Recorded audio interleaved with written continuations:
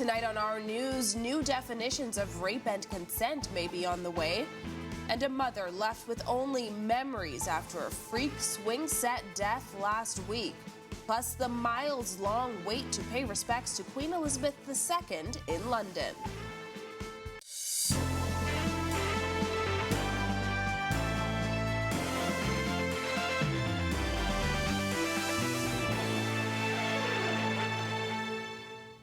Welcome to our news and thanks for joining us. I'm Christina Dragovich. New legal definitions for rape and consent may be on the way if amendments to the Sexual Offences Act are approved. Politicians, faith leaders, social workers, and concerned citizens gathered at Breeze's Resort this morning for a symposium for sexual offences legislation. Marlena Leonard reports. The long-awaited symposium for sexual offences legislation happened today, where politicians, faith leaders, and the public met to discuss legislative changes that could lead to the criminalization of marital rape. Attorney General Ryan Pinder walked the audience through an overview presentation of the proposed changes to the sexual offences bill. But hearing those strong and sometimes harsh opinions was Tina Foster Gay, a domestic violence survivor, and she got on the podium next. As a woman, as a Bahamian, I felt alone. Bahamas Crisis Center Administrator Cleopatra Christie gave the first presentation this morning and is hopeful about today's discussions. My overall impression was that there was a great majority of persons here today who agree that the law should be changed. We asked Social Services Minister Obi Wilchcombe for a timeline on the legislation now that the symposium has been held. We're trying to move as quickly as we possibly can because we do have some commitments. The Attorney General has to speak at the United Nations next year, February, March. We don't want to be in a situation where we're continuing having to answer questions about our human rights. But not everyone is on board for the changes. Reverend Lloyd Smith, president of the Baptist Convention in the Bahamas, sharing his opinion. You know how to think of what better ways richer for poor or poor in sickness and in health. You can't rape your wife. Social services worker Lisa Brown feels that while marriage may be complicated, consent is not. I think it's a lot more complex. We need to have more dialogue and conversations, but my main point about it is if I say no, it's no. Reporting for Our News, I'm Marlena Leonard. Thanks, Marlena. Now for an update to a story we brought you last week. An English tourist accused of groping a woman at the Breeze's Resort has been granted $10,000 cash bail. Steen Nielsen of London, who faces up to 8 years in prison if convicted, is allowed to leave the country while on bail. Nielsen is accused of putting his hand in the woman's swimsuit and touching her intimately while in the resort's pool on September 6th. Nielsen is expected to return to court on December 6th to be served with a voluntary bill of indictment, which will send the case to the Supreme Court for trial. Also from the courts, a 41-year-old man who stole a pack of hot dog buns from a church has been jailed for 2.5 years. Elkino Wallace admitted to the September 13th break-in at East Street Gospel Chapel and the subsequent theft of a $6 pack of hot dog buns at his arraignment before Magistrate Samuel McKinney. Wallace, who has an extensive rap sheet for similar crimes, was sentenced to 2.5 years for the break-in and 1 year for the theft. The sentences, however, will be served at the same time. In other news, the 7-year-old who died after being crushed by a collapsed swing set last week was remembered during a special prayer service and community walkabout Wednesday night. This as the church that organized the event is taking its message of peace, love, and unity to the streets. Megan Shepard reports. 40-year-old Carmetta Butler says all she has left now is memories of her daughter. 7-year-old Devania Butler died after a faulty swing set that she was playing on collapsed. She was fun-loving, always smiling. She was an active child. If you don't know her, before you go, she could get to know you. The loss of Devania is a double blow for Butler. She says she just buried her oldest son earlier this year. With Devania also gone, she is now a mother of 5 and 4 grandchildren. And now I have to find money to bury my baby now. I don't have no money. I don't get help from social service. I don't get no type of contribution from nobody. And I pray God that He could grant me to endure this because it's not easy. And I feel like it's just like a calling on my life. just acknowledge God more. Butler and her family were a part of a community prayer service and a walkabout on Wednesday evening.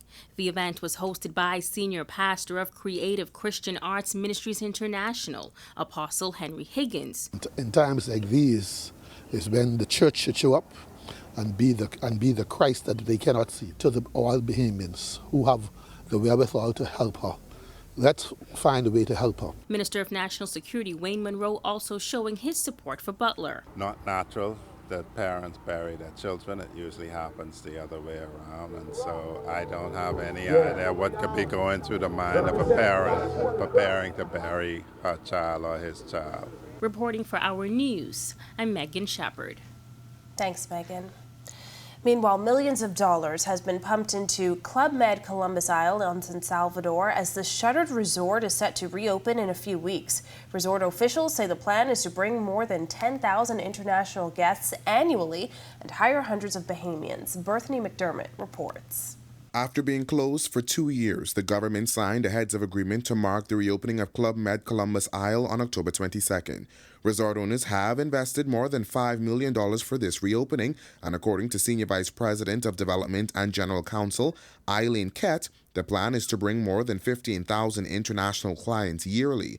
She also says over 200 Bahamians will be employed. We expect over 70% of the Bahamians who worked at Club Med prior to the closure to come back to San Salvador and work for Club Med again. While October is known as the slow season, Kat says bookings are looking strong. She says airlift partners like Air Canada will bring guests from Canada, while Bahamas Air will bring guests from the U.S. and Air Caribbean from Europe. According to Prime Minister Philip Davis, Club Med's investment in San Salvador exceeds $1 million to date, while operating expenses exceeds $15 million monthly. You can see the economic impact that the opening of Club Med will have on our island. Now, according to the Prime Minister, just over $3 million has been allocated to ensure San Salvador gets the necessary infrastructural upgrades before the resort reopens. So we have to upgrade the water system to ensure that we are able to provide water to Club Med and the residents. We also had to upgrade the electrical system as well. Reporting for Our News, I'm Berthany McDermott. Well, Tropical Storm Fiona making waves in the Atlantic as we saw another hot day in the capital today. Meteorologist Greg Thompson is in the Weather Center. Good evening, Greg.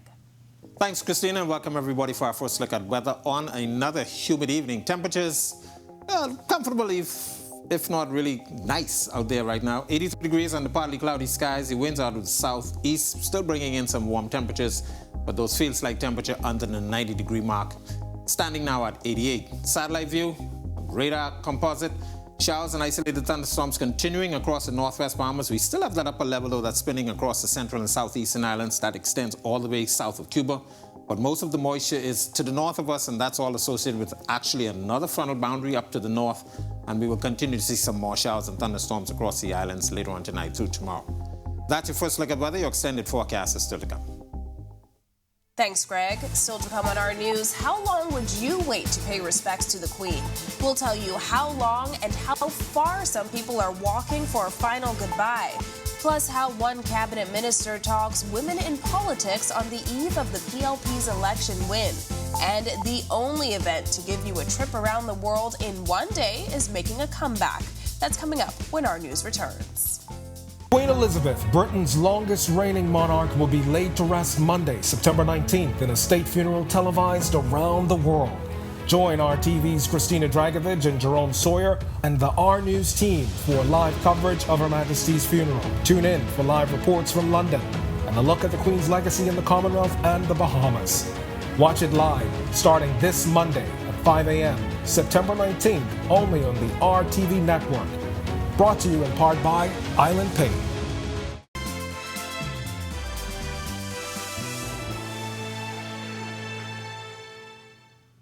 You are looking at live pictures of Buckingham Palace, the place late Queen Elizabeth called home for the last 70 years. The crowds have subsided outside the palace, for now at least, as the Queen's body now lay in state inside Parliament's Westminster Hall.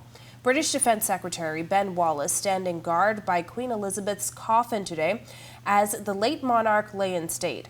Wallace was acting in his capacity as a member of the Royal Company of Archers, which functions as the monarch's bodyguard in Scotland, one of the protective units involved in keeping constant vigil over the coffin. Wearing the company's dark green uniform, including a traditional Scottish hat known as a Balmoral bonnet, Wallace took a position in front of the coffin as mourners slowly walked past. Throughout the 4.5-day vigil, guards stand around the raised platform upon which the coffin rests, rotating their watch every 20 minutes. Meanwhile, mourners standing in line for a day to pay respect to Queen Elizabeth, some walking for hours just to get a glimpse of the late Queen's coffin. It's been 3-4 hours or so that we've been in this queue, and we've powered through it. Everything that we've gone through politically in the last, well, since Brexit really, there's been a huge division in politics and people across the UK, that when you have something as uniting and stoic and unbiased as the monarchy and Elizabeth herself, you can't help but put everything aside and unite for that. I've taken 1 week off without working, without pay, to come and show my respect throughout the whole funeral, because she was a fantastic head of state and head of Commonwealth.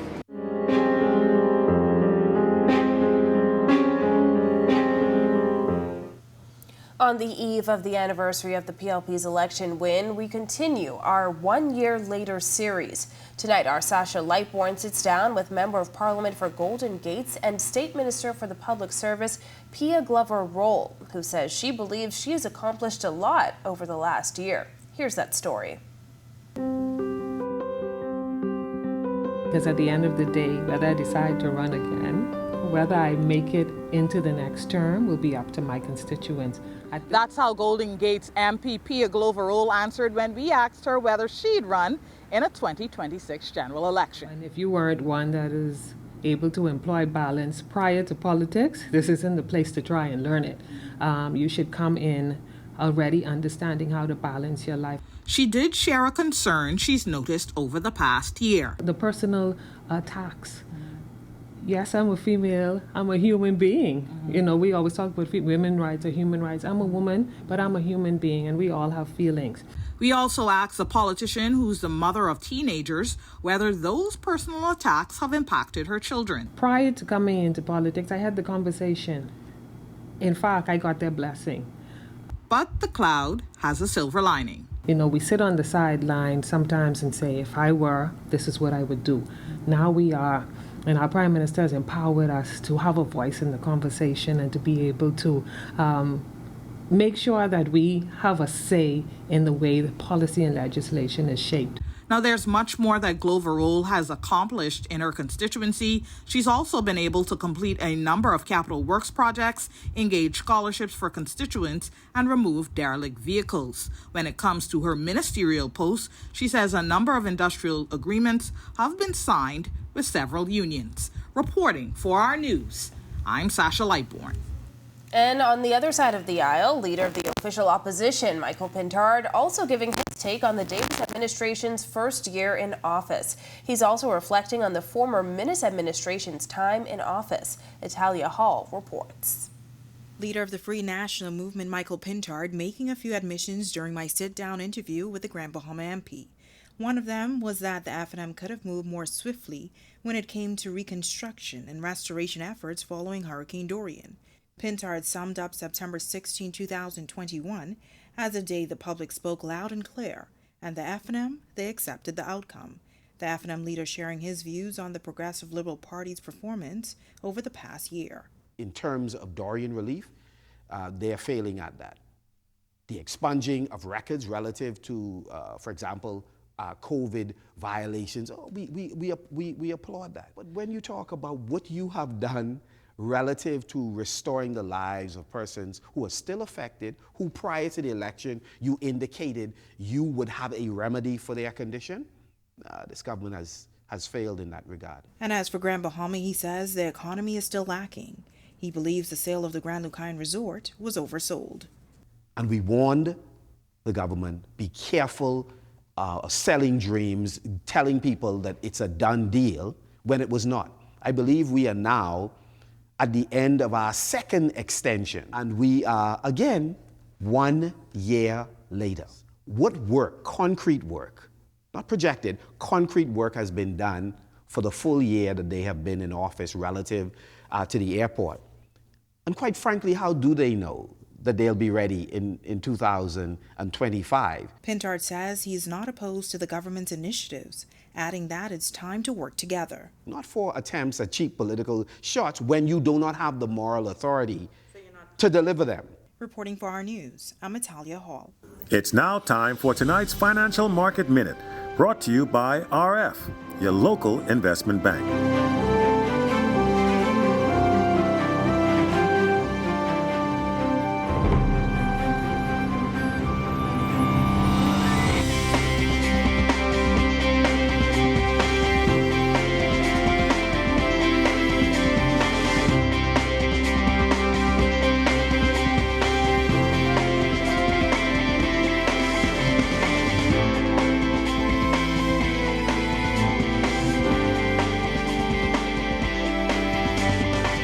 This has been your Financial Market Minute. To explore the best performing mutual funds in the Bahamas, visit our website at www.rfgroup.com. When our news comes back from the break, the International Culture Festival is back, but with a major change. Plus, coming up in sports for you tonight, Jonquil Jones and the Connecticut Sun, season on the line. They're in a must-win situation as Game 3 of the WNBA Finals comes your way. We'll also tell you how the UB men's soccer team hope to make an impact as the soccer season gets underway. That's all coming up in sports. Plus, how Gambier residents are getting a helping hand. The details when our news returns. Queen Elizabeth, Britain's longest reigning monarch, will be laid to rest Monday, September 19th, in a state funeral televised around the world. Join our TV's Christina Dragovich and Jerome Sawyer and the R News team for live coverage of Her Majesty's funeral. Tune in for live reports from London and a look at the Queen's legacy in the Commonwealth and the Bahamas. Watch it live starting this Monday at 5 a.m., September 19th, only on the RTV network. Brought to you in part by Island Pay.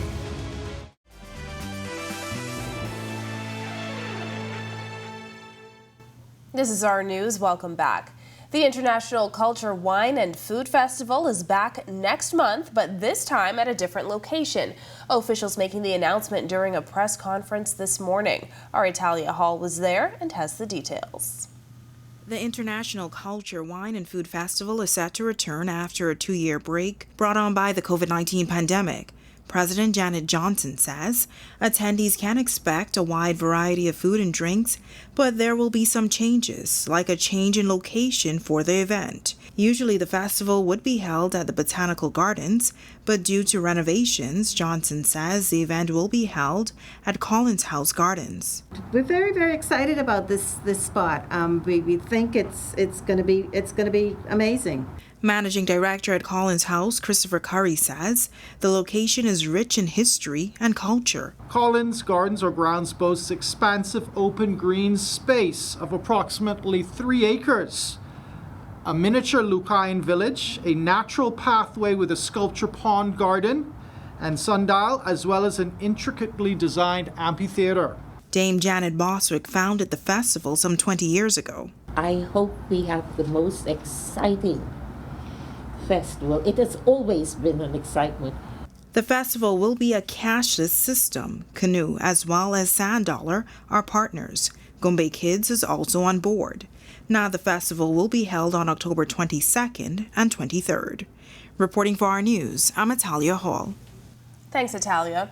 In sports tonight, the season is on the line for Grand Bahama native Jonquil Jones and the Sun. Game 3 of the WNBA Finals is set for tonight. Meanwhile, men's soccer is taking center stage at the University of the Bahamas. Marcellus Hall has the rundown.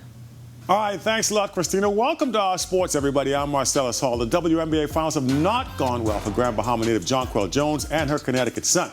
They find themselves down 2-0 in this best-of-5 series, having to win tonight's Game 3 on their home floor. So far, the Sun have had no answers for Asia Wilson and the Las Vegas Aces, who won games 1 and 2 in Las Vegas and now sit one victory away from a series sweep and the franchise's first championship title. Meanwhile, the University of the Bahamas men's soccer team entering the Bahamas Football Association season with a 2-0 preseason record mingles with wins over Dynamos FC and the Renegades FC. Despite losing a match in their first international test this past weekend, assistant coach Alex Thompson says he feels good as they approach the BFS kickoff jamboree this weekend. We were missing a few players who weren't able to make it on this trip. If we can look to integrate them into the squad, it's only going to make us even stronger, particularly in the midfield. And that is your look at sports here on this Thursday. I'm Marcellus Hall. Back to you, Christina. Still ahead on our news tonight, a community organization works to help the Gambier community, plus keeping an eye on Tropical Storm Fiona and the extended outlook. That's coming up when our news returns. Queen Elizabeth, Britain's longest reigning monarch, will be laid to rest Monday, September 19th, in a state funeral televised around the world. Join RTV's Christina Dragovich and Jerome Sawyer and the R News team for live coverage of Her Majesty's funeral. Tune in for live reports from London and a look at the Queen's legacy in the Commonwealth and the Bahamas. Watch it live starting this Monday at 5 a.m., September 19th, only on the RTV network. Brought to you in part by Island Pay.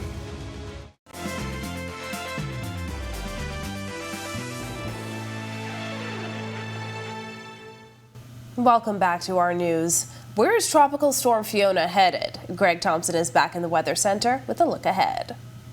Thanks again, Christina, and welcome back, everybody, for our second look at weather. We are now tracking Tropical Storm Fiona. Actually was named last night. Very powerful tropical storm at this time. 55-mile-per-hour wind, still moving towards the west, and it's going to continue on that track over the next 24 to 36 hours. Track of the system will continue up until the weekend, but by early next week, we expect the system to make a turn. There's a high-pressure system to the north, as well as some dry air mass that's keeping most of the convection at bay. But eventually, by early next week, a dip in the jet stream will move just to the north of the Bahamas. That will eventually allow the system to be turning towards the north. So the southeast Bahamas, portions of the central Bahamas, likely to experience some effects of this system. We are anticipating once the system moves across Puerto Rico and Hispaniola, interacting with the mountain ranges, it should weaken it somewhat, but all in all, even if it doesn't hold itself together, rain and showers expected across the southeast and central Bahamas, as I mentioned, as well as the Turks and Caicos Islands. So we will continue to watch this. We are asking you to monitor all statements put out by this on this system over the next several days, as it still has the potential to strengthen even further. Warm waters this system is sitting in, continuing to move towards the west. There is some upper level shear just to the west of that system, but that's going to weaken, and as I mentioned, should interact with the mountain ranges of Puerto Rico and Hispaniola, should weaken it somewhat as it continues towards that west track. Boating conditions across the northwest Bahamas tonight through tomorrow. Your winds will be out of the east to southeast at 10 to 15 knot seas, running 2 to 4 feet over the ocean. Tide is presently low. It will be high at 29 minutes past midnight. For the southeast and central Bahamas, little stiffer winds down there. East to southeast winds 15 knots. They will be gusting high at times. Your seas will be running 3 to 5 feet over open waters. Here's a look now at your national forecast.